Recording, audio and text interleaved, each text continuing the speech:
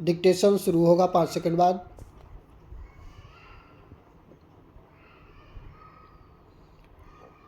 Start.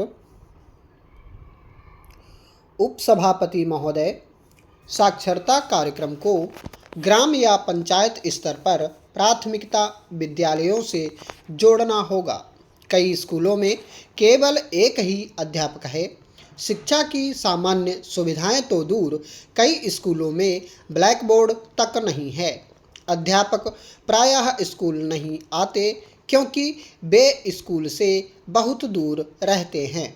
शिक्षा की दृष्टि से पिछड़े राज्यों में शिक्षा की मूलभूत सुविधाएं जुटाने के लिए नई शिक्षा नीति के अंतर्गत लागू किया गया कार्यक्रम ऑपरेशन ब्लैक बोर्ड भी असफल रहा है, क्योंकि लोगों तक ये सुविधाएं पहुंचाने वाले प्रशासन में उत्तरदायित्व की भावना का अभाव था।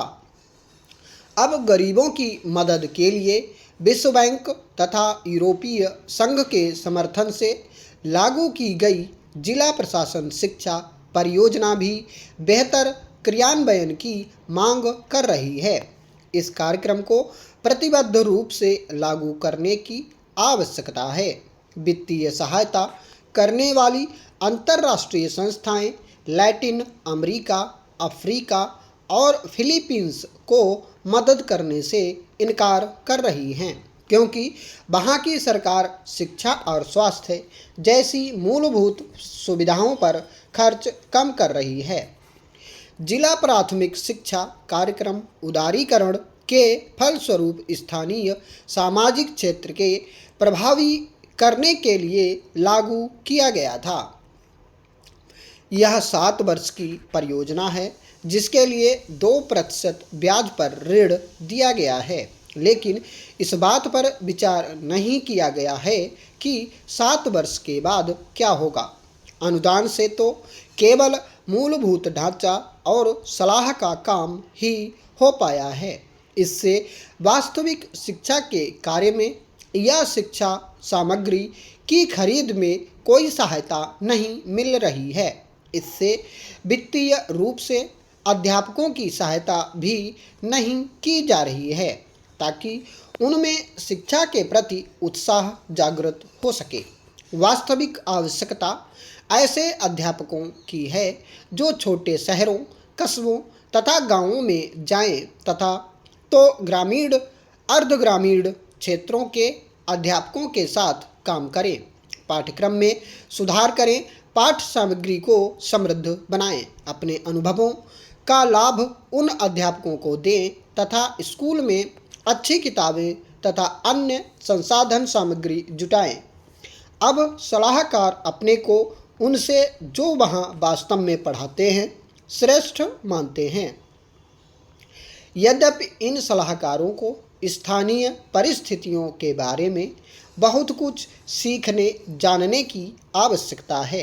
कुछ राज्यों में अब भी सामंती जमींदारी प्रथाएं चल रही हैं, जैसे मध्य प्रदेश में, जहां पंचायत के सदस्य प्रायः जमींदार हैं। मान्य साथियों, आज हम जो कर रहे हैं वह मांगों के लिए लोगों को उत्तेजित करना नहीं है, जैसा कि हम पर प्रायः आरोप लगाया गया है।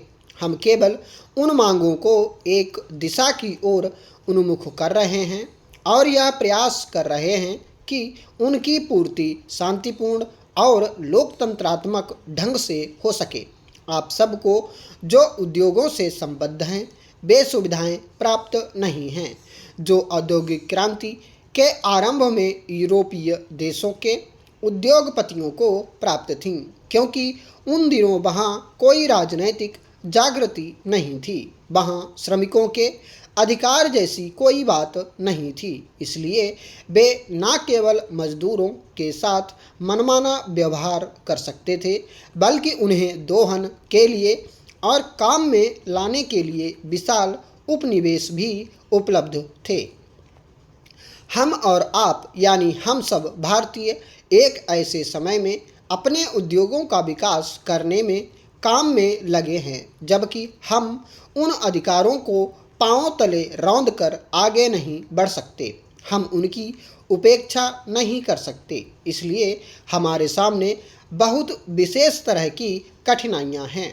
मैं उन लोगों में हूँ जो जीवन में कभी निराशा की भावना से ग्रस्त नहीं हुए हैं। मुझे स्मरण नहीं कि मेरी आयु कितनी है, और मुझे लगता है कि भविष्य में भी कभी ऐसा नहीं होगा।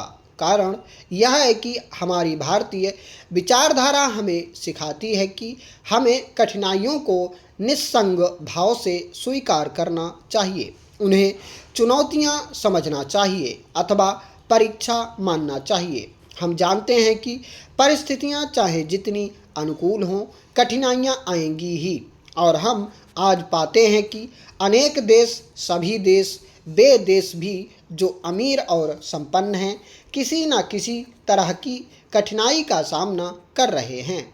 इसलिए कठिनाइयां तो रहेंगी ही, लेकिन हम समझते हैं कि हमारी प्रणाली और कार्य संचालन के तरीके से तथा जो अधिकार हम अपने लोगों को देने का प्रयास कर रहे हैं, उनसे लोगों को कठिनाइयों का सामना करने के लिए क्षमता प्राप्त होगी।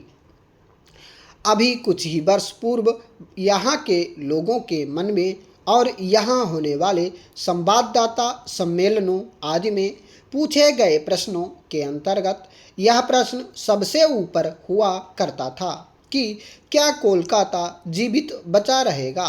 पश्चिमी समाचार पत्रों में तो यहाँ तक सुर्खियाँ दी जाती थीं कि क्या भारत जीवित बचा रह सकेगा। मान्य साथियों, मैं नहीं सोचती कि आज कोई भी भारत के बारे में ऐसा संदेह प्रकट कर सकता है। लोग जानते हैं कि हमारी बुनियाद अब कितनी मजबूत है, और उन्हें यह भी पता है कि हम अब अस्तित्व की लड़ाई ही नहीं लड़ रहे, बल्कि आगे बढ़ते जा रहे हैं। यही बात मैं कोलकाता के बारे में भी कहना चाहूँगी। राज्यपाल जी ने ऐसे कुछ कार्यक्रमों की रूपरेखा बताई है जो हाथ में लिए गए हैं या लिए जाने वाले हैं, और इनमें बड़ी संख्या में जनता का सहयोग प्राप्त है। पिछले 2 वर्षों से पुनर्निर्माण का एक बड़ा कार्यक्रम चल रहा है। निस्संदेह समस्याएं इतनी विकराल हो चुकी थीं कि उनके समाधान के प्रयास का परिणाम तत्काल नहीं दिखाई दे सकता, लेकिन महत्वपूर्ण बात यह है कि कोई ठोस काम शुरू हुआ है और वह चलता रहेगा। पिछला वर्ष हमारे लिए निस्संदेह एक कठिन वर्ष था, और सबसे ज़्यादा गरीबी में गुजर करने वालों को, मंदी आमदनी वालों को तथा कमी वाले क्षेत्रों में रहने वालों को बहुत कष्ट झेलने पड़े। अनेक कारणों से उत्पादन में गिरावट आई। बंगाल में इसकी विशेष वजह थी, लेकिन देश के अधिकांश भागों में सूखे की स्थिति रही। बिजली की कटौती करनी पड़ी, और जैसा कि अध्यक्ष जी आपने कहा है, रक्षा और विकास खर्चों के साथ साथ हमें राहत खर्चों का भार भी उठाना पड़ा। सरकारी घाटा भी काफ़ी ज़्यादा हो गया, लेकिन मैं अनुभव करती हूँ कि इनके कारण देश भर में मूल्यों में उतनी वृद्धि नहीं होनी चाहिए थी जितनी वास्तविक रूप में हुई है। और मैं जानती हूँ कि यह कहना सही नहीं होगा कि संपूर्ण व्यवसायी वर्ग ऐसा आचरण कर रहा है जिससे कीमतें बढ़ें, तथा उनमें से अधिकांश ईमानदार और सीधे सीधे नागरिक हैं। लेकिन इस बात से भी इनकार नहीं किया जा सकता कि हम में से अनेक लोग ऐसे भी हैं जिन्होंने एक कठिन स्थिति से बेकार का लाभ उठाया है। कुछ बड़े विक्रेताओं ने मूल्य बहुत ज़्यादा बढ़ाए और सभी जगह यह प्रवृत्ति देखने में आई। इसी प्रकार मिलावट भी सभी जगह देखने में आती है।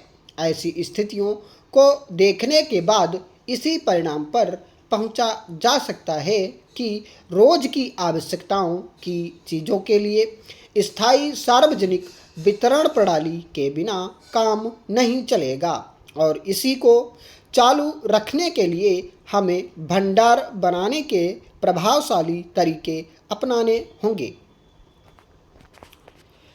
महोदय, उद्योगों में कार्य समिति का गठन औद्योगिक विवाद अधिनियम 1947 के चैप्टर 2 सेक्शन 3 के अंतर्गत किया जाता है। नियमतः सरकार आदेश देकर समिति के गठन की प्रेरणा एवं बढ़ावा उन उद्योगों में करेगी जहां 100 या इससे अधिक श्रमिक लगातार 12 माह तक कार्य के लिए नियुक्त किए जा चुके हैं। स्टॉप।